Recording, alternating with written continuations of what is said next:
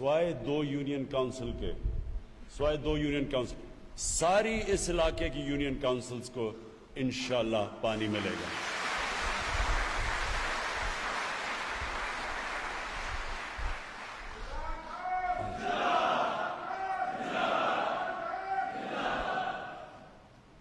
میں جب بھی اس سارے علاقے میں جاتا تھا تو مجھے یاد ہے کہ اس طرح مجھے اتنی کتاب مل جاتی تھی درخواستوں کی.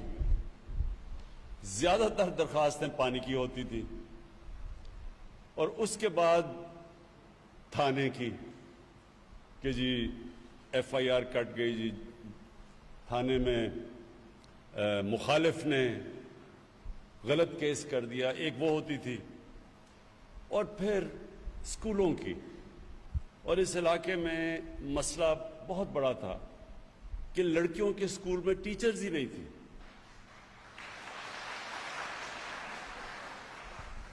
اور کیونکہ ہماری بچیوں کے اسکولوں میں ٹیچرز ہی نہیں تھی، نہ یا نرس ملتی تھی عیسیٰ خیل تحصیل میں، نہ لیڈی ڈاکٹرز ملتی تھی، نہ ٹیچرز ملتی تھی. تو یہ تیسرا مسئلہ تھا اور میں ہمیشہ سوچتا تھا کہ انشاءاللہ اللہ نے کبھی مجھے موقع دیا تو میں یہ جو بنیادی ضروریات ہیں لوگوں کی یہ انشاءاللہ پوری کروں گا.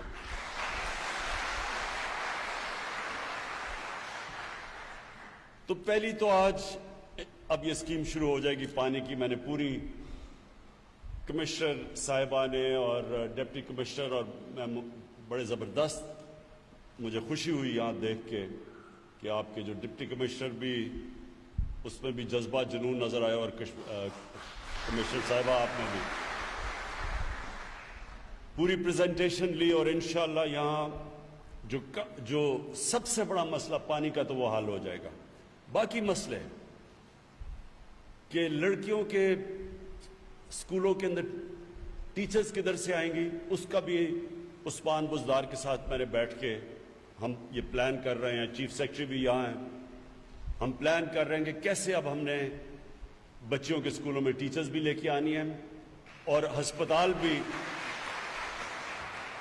بیسک ہیلتھ یونٹ ہسپتال ادھر کیسے ہم نے اس علاقے میں جو لوگوں کو صحت کی سہولیات ہیں وہ بھی پوری کرنی ہے.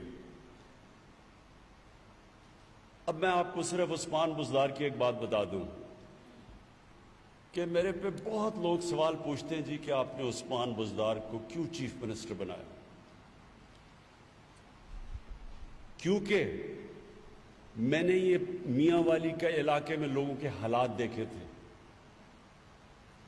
میرا یہ مان تھا کہ جب تک کسی کو سمجھ نہ ہو کہ ہماری طرح کے یہ پسماندہ علاقوں میں لوگ کیسے زندگی گزارتے ہیں، جب تک ان کو احساس نہ ہو وہ کیسے ان کی مدد کریں گے. جن لوگوں نے لاہور میں بڑے بڑے محلوں میں رہ کے چیف منسٹر بن جائیں اور چیک اپ بھی لندن میں جا کے کروائیں، بچے ان کے لندن میں ہوں، ان کو کیسے احساس ہوگا کہ یہاں لوگ کیسے رہتے ہیں.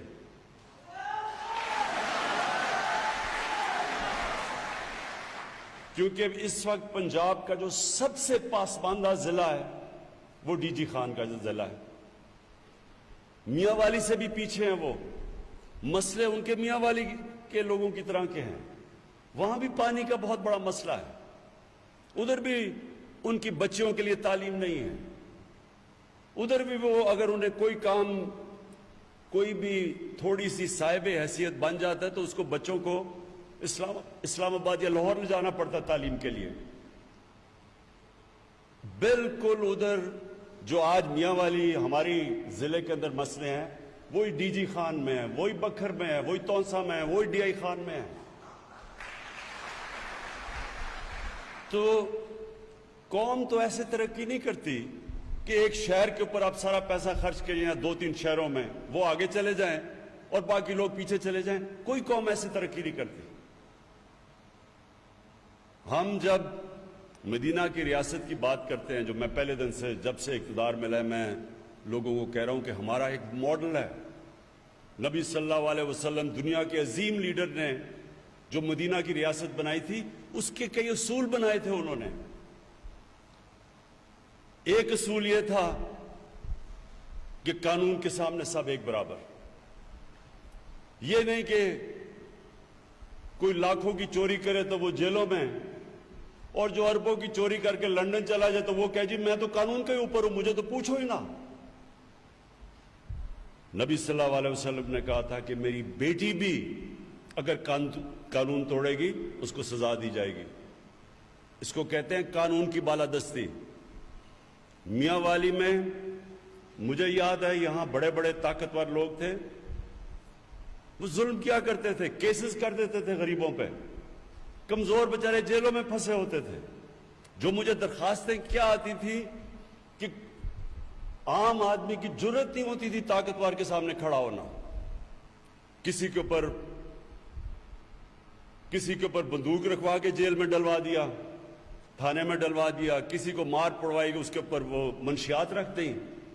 تو بیچارے کمزور لوگ یہاں ڈرتے تھے. تو مجھے یاد ہے میں جب یہاں سیاست شروع کی تو سارے مجھے کہتے تھے کہ یہ جو بڑے بڑے دھڑے ہیں آپ ان کو کیسے شکست دیں گے. یہ صرف یہی نہیں کہ تھانے کے اوپر ان کا کنٹرول تھا، یہ بڑے بڑے طاقتور گنڈوں کو کنٹرول کرتے تھے جن سے لوگوں کو مارے پڑواتے تھے. تو قانون کی بالادستی کا مطلب یہ ہے کہ ہم نے کمزور کو اوپر اٹھانا ہے اور کوئی بھی طاقتور اس کے اوپر ظلم نہ کر سکے.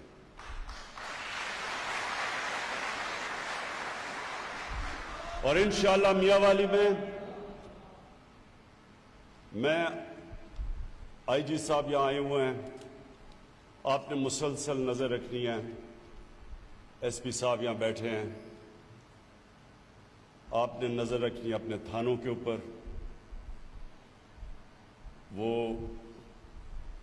جو تھانوں میں ظلم ہوتا رہا ہے آپ نے خاص نظر رکھنی ہے کہ کسی غریب کمزور کے اوپر تھانے میں کسی قسم کا ظلم نہ ہو.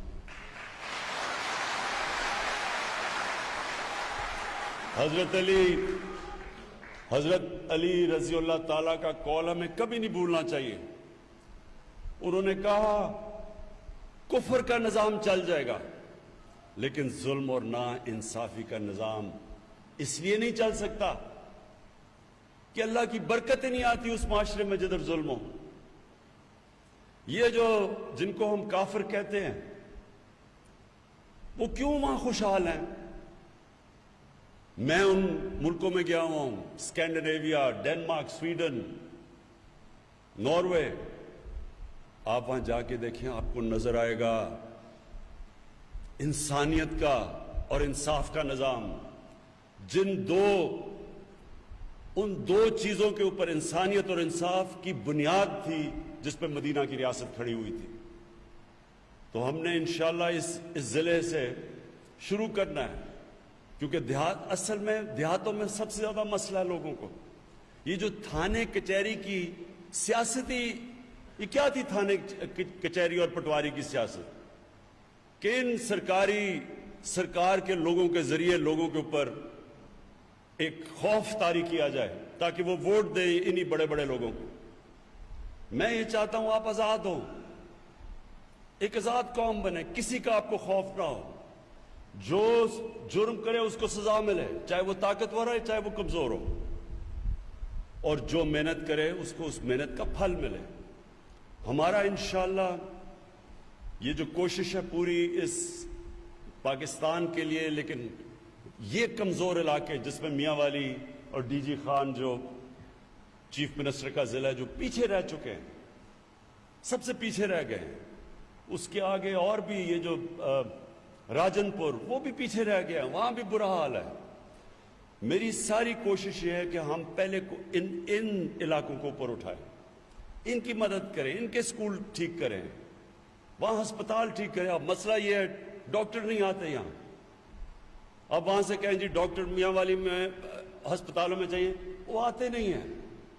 اب میں نے ان کو کہا ہم نے نیا ایک سسٹم بنانا ہے کہ یہاں کے ہسپتال خود اشتہارات دے کے اپنے ڈاکٹرز کو بھرتی کریں، بجائے یہ کہ وہ انتظار کریں کہ پنجاب سے آئیں گے.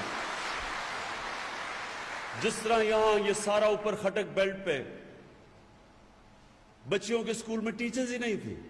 لیکن دوسری طرف کرک میں سارے اسکولوں میں ٹیچرز تھی، تو کیوں نہیں یہاں سے ادھر کرک سے ٹیچرز لے لیں؟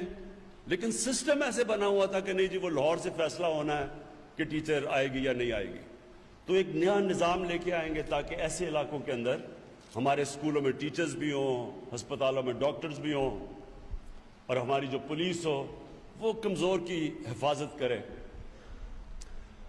پانی کا یہ شروعات ہے انشاءاللہ. سارے علاقے کے اندر یہ پانی کے اوپر ہم نے سب سے زیادہ زور دینا ہے، اس لیے کہ وہ بنیادی ضروریات ہیں لوگوں کی.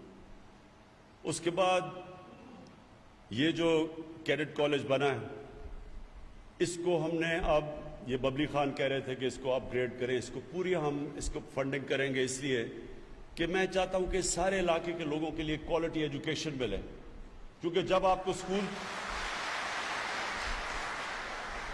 آپ کو پتا ہوگا کہ یہ جب اس کے بعد میں جا رہا ہوں نمل ایک انٹرنیشنل سٹینڈرڈ کی یونیورسٹی ہے، تو یہاں سے جو لوگوں کو جانا پڑتا تھا لاہور اور تعلیم لینے کے لیے اگر یونیورسٹی ایجوکیشن، اب آپ کے اپنے ضلع میں وہ یونیورسٹی نہیں، وہ نالج سٹی بن رہی ہے، وہ پورا شہر بن رہا ہے. اس میں مختلف قسم کے سکولز بنیں گے. مثلا پہلی دفعہ ایگریکلچر کے اوپر ریسرچ کی جائے گی تاکہ یہاں لوگ زمین کے اوپر گزارا کرتے ہیں، ایگریکلچر پہ گزارا کرتے ہیں، کیسے آپ کی مدد کی جائے کہ آپ کی پیداوار بڑھے، نئی ٹیکنیکس، بیج ڈیولپ کیے جائیں. وہ سارا اس ضلع میں بیٹھ کے ہوگا. وہ بلکہ آپ کی نمل یونیورسٹی صرف یا میاں والی کی نہیں مدد کرے گی، وہ سارا پاکستان کے لیے اب انشاءاللہ ریسرچ کرے گی، مدد کرے گی. کیونکہ قومیں تو صرف آگے بڑھتی تعلیم کی وجہ سے، جس کو کہتے ہیں نالج اکانومی. ہم اپنی کپاس بیچیں، کپڑا بیچیں، اس سے قوم نہیں آگے بڑھتی، امیر نہیں ہوتی. امیر ہوتی ہے جب آپ لوگوں کے اوپر انویسٹ کرتے ہیں، نالج اکانومی جیسے کہتے ہیں، لوگوں کو اعلیٰ تعلیم دیتے ہیں، ریسرچ کرتے ہیں، اس سے قوم اوپر جاتی ہے. اور یہاں کے جو ابھی ہم نے نمل یونیورسٹی میں دیکھا، یہاں میاں والی کے بچے جو نمل یونیورسٹی میں پڑھے ہیں، اس کی ڈگری بریڈفورڈ کی یونیورسٹی کی، انگلینڈ کی ڈگری ہے. یہاں سے بیٹھ کے بچوں نے فرسٹ ڈویژن لی ہیں بریڈفورڈ یونیورسٹی کی. سوچ رہی ہیں کتنا ٹیلنٹ ہے، اللہ نے کتنی صلاحیت دی ہے. تو میں آپ سے آخر میں یہ بات کہنا چاہتا ہوں کہ آپ نے، میاں والی کے لوگوں نے، جب کوئی بھی میرے ساتھ نہیں تھا تو میاں والی کے لوگ میرے ساتھ ہیں. جب